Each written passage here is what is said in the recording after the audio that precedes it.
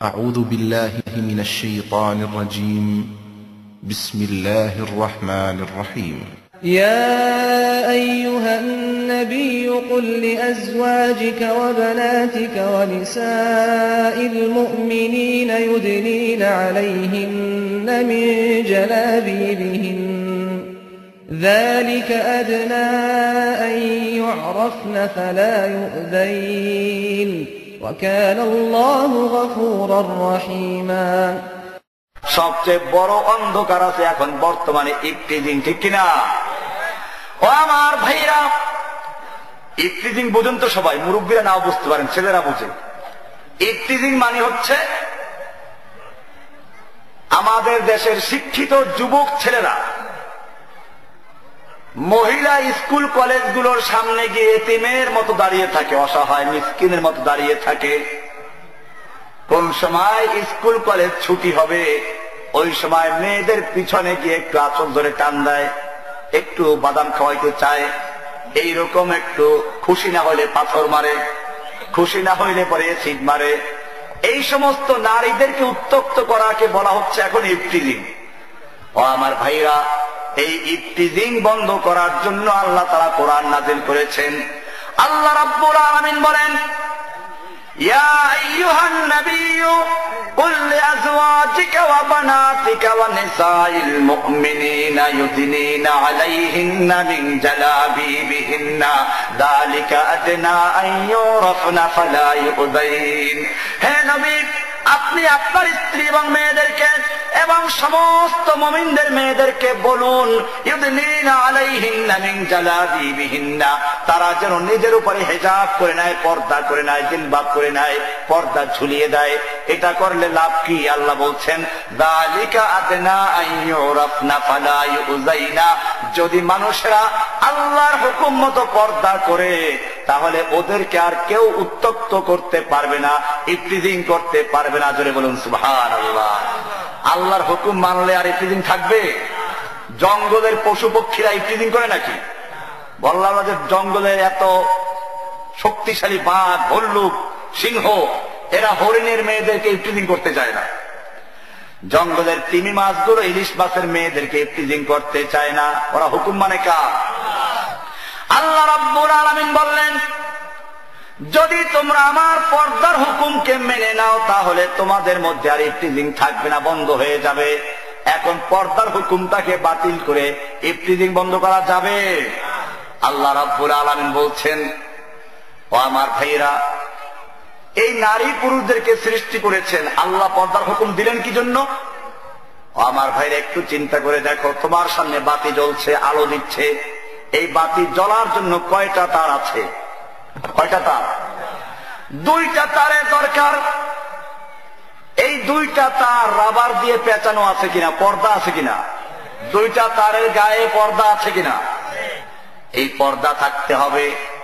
এরপরে নির্দিষ্ট নিয়মে এক জায়গায় লাগাতে হবে, তারপরে বাল্ব লাগাতে হবে, এরপরে আলো দিবে, ঠিক কিনা? ঠিক তেমনি ভাবে আল্লাহ রাব্বুল আলামিন নারী এবং পুরুষকে সৃষ্টি করেছেন, একজন আর একজনের জন্য সম্পূরক, একজনকে বাদ দিয়ে আর একজনের কাজ হবে না। আল্লাহ বলছেন, হুন্না লিবাসুল লাকুম ওয়া আনতুম লিবাসুল লাহুন্না। নারীরা পুরুষের জন্য আর পুরুষগণ নারীর জন্য, এক একজন এক একজনের জন্য পোশাক স্বরূপ, সম্পূরক। একজনকে বাদ দিয়ে আর একজন চলতে পারবে না। আদম আলাইহিস সালাম বেহেশতে আছেন, সব নেয়ামত ছিল, এরপরেও মনে শান্তি নাই। কি জন্য নাই? বউ নাই। কি নাই? আল্লাহ রাব্বুল আলামিন বউ তৈরি করে দিলেন।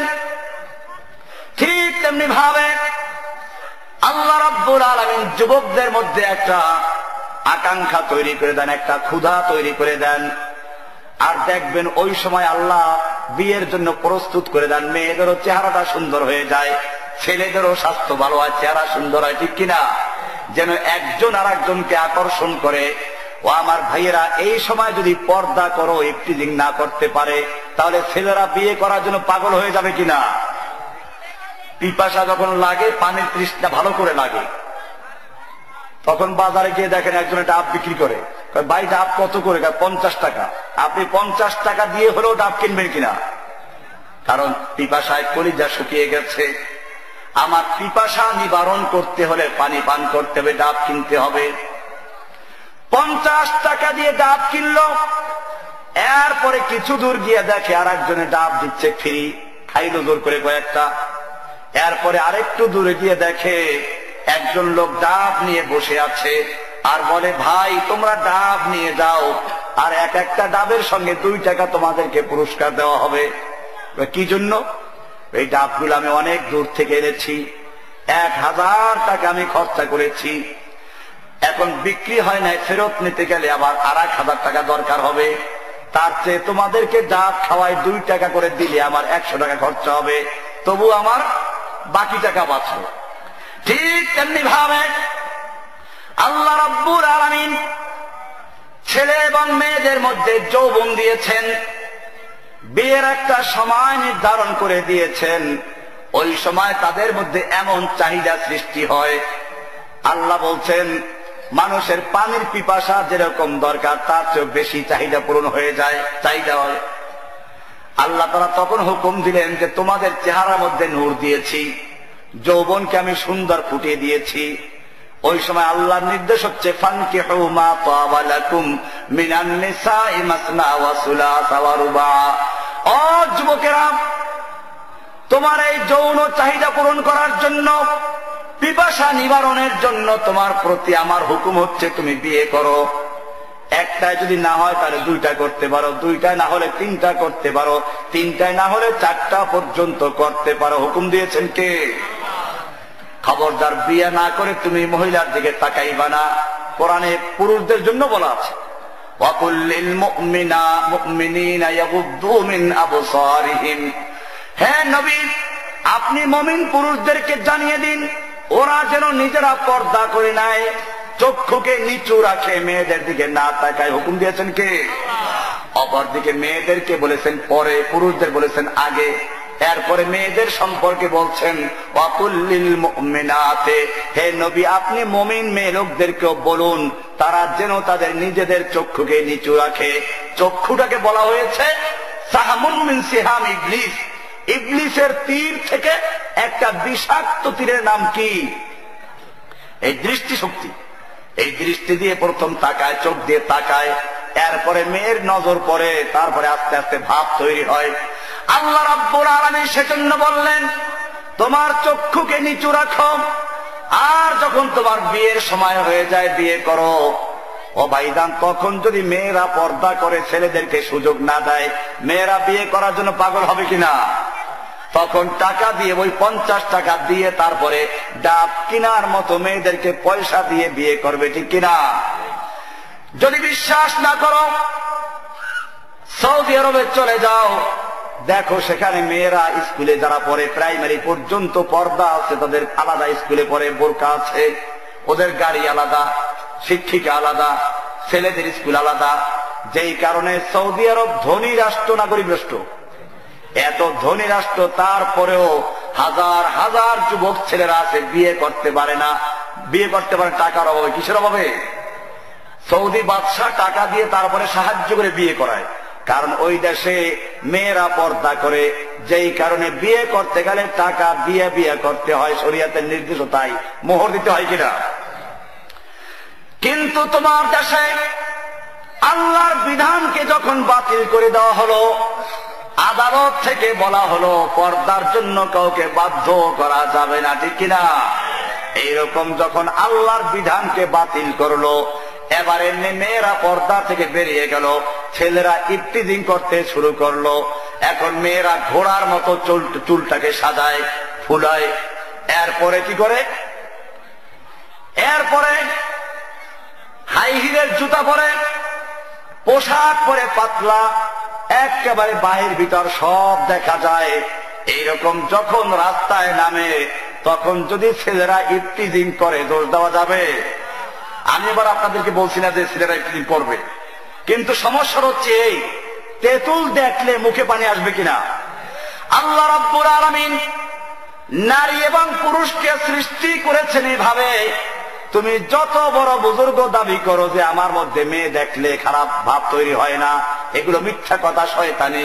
আল্লাহ রাব্বুল আলামিন তোমাদের মধ্যে সেটা তৈরি করে দিয়েছেন। কাজে এখন তুমি যদি বলো যে না আমার এমন কোন ভাব তৈরি হয় না, হয়তো তুমি মিথ্যাবাদী, নইলে তুমি কাপুরুষ, ঠিক কিনা? ও আমার ভাইয়েরা, এরপরে যখন মেয়েরা বোরকা করলো না, পর্দা করলো না, অনেক মা বাপ মেয়েদেরকে ছেড়ে দেয়, ছেলের সঙ্গে বিয়ে দেবে না, কয় যে এমনি ঘোরাফেরা করো, বন্ধুত্ব করো। এরপরে যখন মেয়ের চেহারা থেকে ওই আল্লাহ প্রদত্ত নূর চলে গেল, বিয়ে দেওয়ার জন্য যে চেহারায় লাবণ্যতা ছিল, আল্লাহ তাআলা তার স্বাস্থ্য ভালো করে দিয়েছিলেন, সেই সময় তুমি বিয়ে দিলা না, ইফতিজিং করার সুযোগ দিলা। এরপরে আল্লাহ তাআলা তার নূর নিয়ে গেলেন, স্বাস্থ্য ভেঙে গেল, চেহারায় পোকা পড়ে গেছে, এখন 30-এ গেছে বুড়ি হইয়া, এখন তোমার মেয়েকে কেউ বিয়ে করতে চায় না। এখন ওই ডাবলার মতো নিয়ে বসে আছে, কয় যে মেয়েও বিয়ে করো আর উল্টা তোমাদেরকে টাকা দেওয়া হবে, যৌতুক দেওয়া হবে, ঠিক কিনা? এখন মেয়ে বিয়ে করো, টাকাও পাইবা, বিদেশ যাওয়ার টিকিট দেওয়া হবে। এক বেটা নতুন কলা গাছ লাগাইছে, নতুন বাড়ি করছে, নতুন মাটি, নতুন কলা গাছ লাগাইছে। সাগর কলা অনেক বড় বড় হলো, মিষ্টি কলা। চিন্তা করলে পাগলা বাজারের লোকেরা এই কলা এত দাম দিয়ে খাবে না, ঢাকা নিয়ে যায়। আর ঢাকা নিয়ে গিয়ে সে বিক্রি করার জন্য বসলো, উপর থেকে ছোলাটা ফালাইয়া দিল। এরপরে যখন কলা বিক্রি করতে বসলো, আশপাশের ছোট সমস্ত কলাগুলো বিক্রি হয়ে গেছে। ওর নতুন বাড়ির বড় কলার ধারে কেউ ধারে কাছেও আসে না। যখন দেখলো সব লোক চলে যাচ্ছে, বললো ও ভাইরা তোমাদের কি হলো, আমার নতুন বাড়ির নতুন কলা কেন খরিদ করছো না? লোকেরা বলল ভাই তোমার কলা আমরা কিনবো না, কারণ তোমার কলার গায়ে ছোলা নাই, পর্দা নাই। এবারে লোকটা বলল আমি তো পর্দা ছুলে ফেলেছিলাম তোমাদের সুবিধার জন্য, তোমাদের খাইতে কষ্ট না হয় সেজন্য আমি ছুলে দিয়েছিলাম। লোকেরা বলল না, তোমার এই কলা খাওয়া যাবে না, এই কলায় মশা পড়েছে, মাছি পড়েছে, এই কলায় ধুলা বালু ছড়িয়েছে, রোগ জীবাণু ছড়িয়েছে, এই কলা খেলে পরে পেট খারাপ হওয়ার আশঙ্কা আছে। তবে আমরা কলা খাইতে পারি যদি প্রত্যেক কলার সঙ্গে কলা খাওয়ার পরে পেট খারাপের ঔষধের টাকা দিতে পারো। ঠিক তেমনি ভাবে যখন আমাদের দেশে মেয়েদেরকে বেপর্দা করে দেওয়া হলো, এখন ছেলেরা বিয়ে করতে গেলে শর্ত লাগায়, তোমার মেয়ে রাস্তাঘাটে চলেছে, কত পুরুষের সঙ্গে চলেছে জানি না, বিয়ে করলে বিপদ আসতে পারে, কাজে তোমার মেয়েকে বিয়ে করতে পারি, শর্ত হলো যদি কি করি, বিদেশ দেওয়ার টাকা দিতে পারো, যৌতুক দিতে পারো, ঠিক কিনা? আজকে প্রত্যেকটা মেয়ে লোক যৌতুকের বলি হচ্ছে। পত্রিকা খুললেই দেখা যায় ইফতিজিং এর ধরনটা কিরকম, নারীদের চেহারা এসিড মেরে ঝলসে দিচ্ছে, নারীদেরকে হত্যা করছে, এই যে চরম জুলুম করা হচ্ছে। কয়েকদিন আগে দেখেন নাই, 2টা ভাইকে বন্দি করে তারপরে বোনকে ধর্ষণ করেছে। জাহিলি যুগে ওই সমস্ত কারবার শোনা যায় নাই। ও আমার ভাইয়েরা, আল্লাহ রাব্বুল আলামিন এই সব কিছুর জন্য বিধান দিয়েছেন। কোরআন বলছে আমার এতক্ষণ পর্যন্ত যে বিধান বললাম এটা যদি না মেনে কোন ব্যক্তি জিনা ব্যভিচারে লিপ্ত হয়ে যায়, আল্লাহ বলছেন জিনাকে হারাম করেছেন। কোরআন বলছে ওয়ালা তাকরাবুজ জিনা ইন্নাহু কানা ফাহিশাতাও ওয়া সাআ সাবিলা, তোমরা জিনা ব্যভিচারের কাছেও যেও না, এটা সম্পূর্ণ বেহায়াপনা কাজ, অশ্লীল কাজ, এটা হারাম কাজ। জিনাকে হারাম করেছেন কে? এটাকে যদি কেউ হালাল করে মুসলমান থাকবে? এবারে আমাদের এই দুনিয়াতে আমরা দেখতে পাচ্ছি, দেশেও আছে, পতিতালয়ের লাইসেন্স থাকলে ওরা যৌন কর্মী। ওরা কি? ও আমার ভাইয়েরা, জিনা ব্যভিচারকে হারাম করেছেন কে? আমি সেই জন্য শুরুতেই বলেছি মুসলিম কাকে বলে, মনে আছে না? মুসলিম বলে যে আল্লাহর হুকুম ঠিক মতো মানে, তার নাম কি? এখন যারা আল্লাহর পর্দার হুকুমকে বাতিল করলো, মুসলিম আছে? যারা জিনা ব্যভিচারের হারাম বিধানকে পতিতালয়ের লাইসেন্স দিয়ে বৈধতা দিল, মুসলমান চিৎকার মেরে বলো, তারা কি মুসলিম আছে? এবারে আরো সামনে চলো, আল্লাহর হুকুম অমান্য করে যদি কোনো ব্যক্তি জিনা ব্যভিচারে লিপ্ত হয়, আল্লাহ তাআলা কি বলছেন?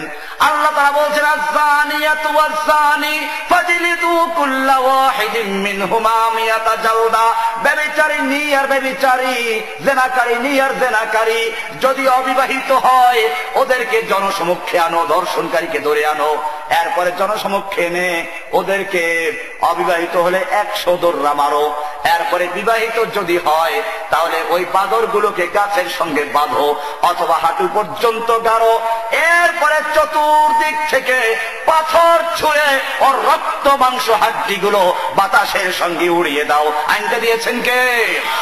তবে এই আইন কার্যকর করার মতো কোন মৌলবীর আবার এখতিয়ার নাই। এখন অনেক জায়গায় এই সমস্ত না জেনে করে, আর এই ইসলামের বদনাম হয়।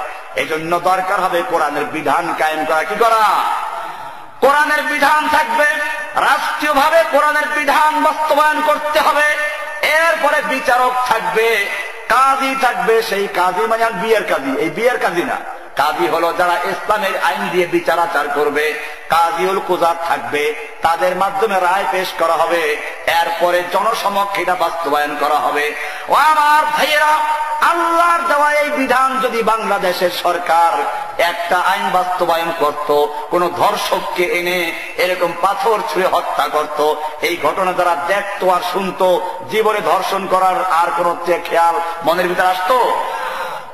আপনি গিয়ে দেখুন, মক্কা মদিনাতে এই আইনগুলো কিছুটা হলেও আছে, যার কারণে হজের সময় মানুষের আরাফাতের ময়দান থেকে যখন মুজদালিফার মাঠে চলে আসে, মুজদালিফার মাঠে ভাইজান কোনো তাবু নাই, কিচ্ছু নাই, খোলা মাঠে ওই রাত্রি যাপন করতে হয়। লক্ষ লক্ষ নর নারী একটা ময়দানে রাত্রি যাপন করে। আজ পর্যন্ত সেখানে কোনো ধর্ষণের খবর পাওয়া গেছে কিনা? হাইজ্যাক হয়েছে কোনো মহিলা? রমজান মাসে পুরা দুনিয়ার থেকে অনেক সুন্দরী সুন্দরী মেয়ে লোকেরা রমজান মাসে মক্কা শরীফ যায়, উমরা করতে যায়, ইতিকাফ করতে যায়। সারা রাত্র নামাজ চলে, তারাবি নামাজ চলে, এরপরে আবার কিছুক্ষণ বিরতি হয়, এরপরে কিয়ামুল লাইল শুরু হয়ে যায়। এই সারা রাত্র মেয়ে লোকেরা নামাজ পড়ে একা একই সুন্দরী মেয়েরা মসজিদের থেকে বাসা পর্যন্ত চলে যাচ্ছে। আজ পর্যন্ত কোন ইফতিজিং এর খবর শোনা গেছে? কারণ ওইখানে আল্লাহর বিধান আছে, ইফতিজিং করলে পরে খবর আছে, পরে ইফতিজিং করা পুলিশ এসে ধরে শিখাই দিবে কেমনি ইফতিজিং করো। ও আমার ভাইয়েরা, আল্লাহ রাব্বুল আলামিন এই জিনা ব্যভিচারের জন্য বিচারের আইন দিলেন। আজকে যদি এই আইন থাকতো তাহলে এই দেশে মেয়ে লোকদের আর কোন আন্দোলন করার প্রয়োজন ছিল? এখন মেয়ে লোকের আন্দোলন করে, নারী নির্যাতন, নারী নির্যাতন বন্ধ করো, বন্ধ করো, বিনা যৌতুকে বিয়া করো, বিয়া করো। ছেলেরা কয় আইয়া পড়ো, আইয়া পড়ো। ও আমার ভাইয়েরা, আমি এখন বুঝাচ্ছি, শুরুতে ভূমিকা দিয়েছিলাম, এখন সেটার বাস্তবায়ন। যে মুসলিম কাকে বলে? মুসলিম কাকে বলে? যে আল্লাহর হুকুম মানে। আর আল্লাহ তাআলা হুকুমের জন্য যে কিতাবটা নাযিল করেছেন তার নাম কি? এই কোরআনটা কেন দিলেন? কোরআন দিলেন লিতুখরিজান নাসা মিনাজ যুলুমাতি ইলান নূর, যাতে করে মানুষকে অন্ধকার থেকে আলোর পথে বের করে আনা যায়।